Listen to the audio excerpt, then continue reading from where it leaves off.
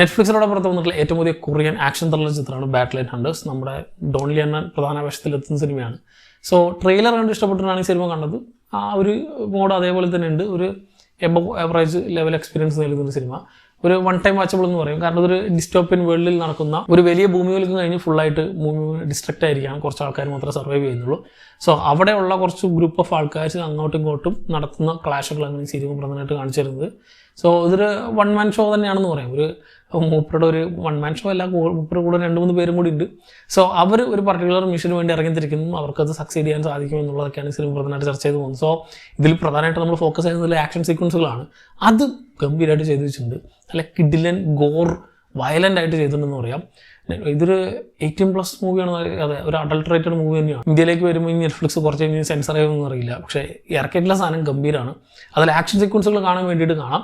അല്ലാതെ ബാക്കിയുള്ളതൊന്നും വലിയ കാര്യമൊന്നുമില്ല. പക്ഷേ നമ്മൾ മെയിനായിട്ട് ഫോക്കസ് ചെയ്യുന്ന ഇത്തരത്തിലുള്ള സിനിമകൾ ആക്ഷൻ സീക്വൻസുകളാണെങ്കിൽ ഒരു 1.5 മണിക്കൂർ ഒരു നല്ല ത്രില്ലർ ആക്ഷൻ അനുഭവം തരുന്നൊരു സിനിമ തന്നെയാണെന്ന് പറയാം. ഒരുപാട് ഗൺ ഷോട്ട് സീക്വൻസുകളും ഒരുപാട് ഹാൻഡ് ടു ഹാൻഡ് കോമ്പാക്റ്റുകളും 1-on-1 സാധനങ്ങളൊക്കെ ഉണ്ട്. പക്ഷെ അതിലും ഇത്തരത്തിലുള്ള കുറേ ഗോർ ആൻഡ് വയലൻസ് സാധനങ്ങൾ വെച്ചത് കൊണ്ട് കാണാൻ നല്ല രസമുണ്ട്. അല്ലെങ്കിൽ ഒരു പക്ഷേ ഒരു ക്ലീഷേഡ് സാധനമായി പോയിരിക്കും. പക്ഷെ ഇതിന് കഥയും ബാക്കി കാര്യങ്ങളൊക്കെ ടെംപ്ലേറ്റ് ഒരു സ്ട്രെയിറ്റ് ഫോർവേഡ് സാധനം തന്നെയാണ്. നമുക്ക് അറിയാം അടുത്ത് എന്തായിരിക്കും നടക്കുക എന്നുള്ളതൊക്കെ. സോ നമുക്ക് ഭയങ്കരധികം പ്രഡിക്റ്റ് ചെയ്യാൻ പറ്റുന്ന, നമ്മൾ ഓൾറെഡി കണ്ടിട്ടുള്ള കുറേ സാധനങ്ങൾ തന്നെയാണ് സിനിമയിൽ കാണാൻ പോകുന്നത്. എങ്കിലും ജസ്റ്റ് ഒരു ആക്ഷൻ കാണാൻ വേണ്ടി ഒരു നല്ല പോപ്കോൺ വൃത്തി ആക്ഷൻ ഫ്ലിക്ക് എന്ന രീതിയിൽ അപ്രോച്ച് ചെയ്യുകയാണെങ്കിൽ ഒരു വൺ ടൈം വാച്ചബിൾ എക്സ്പീരിയൻസ് തന്നെയാണ് ഈ ഒരു സിനിമ എന്നതാണ് എൻ്റെ പേഴ്സണൽ ഒപ്പീനിയൻ. കുറേ ഭാഷ ഉണ്ടെന്ന് തോന്നുന്നു. ഞാൻ കൊറിയനും ദെൻ ഇംഗ്ലീഷ് സബ് ടൈറ്റിലും വെച്ചിട്ടാണ് നെറ്റ്ഫ്ലിക്സിൽ കണ്ടത്. സോ ഓൾറെഡി ഈ ഒരു സിനിമകൾ കണ്ടവരാണെങ്കിൽ സിനിമയെ പറ്റിയിട്ടുള്ള നിങ്ങളുടെ അഭിപ്രായം താഴെ കമന്റ് ബോക്സിൽ കമന്റ് ചെയ്യാം. മറ്റൊരു വീഡിയോയിലൂടെ വീണ്ടും കാണാം. നന്ദി.